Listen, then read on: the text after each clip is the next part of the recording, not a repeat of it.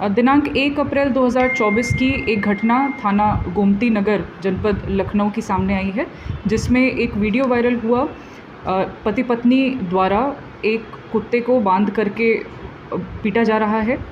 इसके संबंध में तहरीर प्राप्त हुई सुश्री चारू खरे द्वारा, जो कि आसरा NGO से जुड़ी हुई हैं। उनकी तहरीर के आधार पर जगदीश और उनकी पत्नी सोनम, जो कि गोमती नगर क्षेत्र के ही निवासी हैं, उनके विरुद्ध सुसंगत धाराओं में मुकदमा पंजीकृत किया गया है और उनके खिलाफ कार्रवाई इसमें की जा रही है।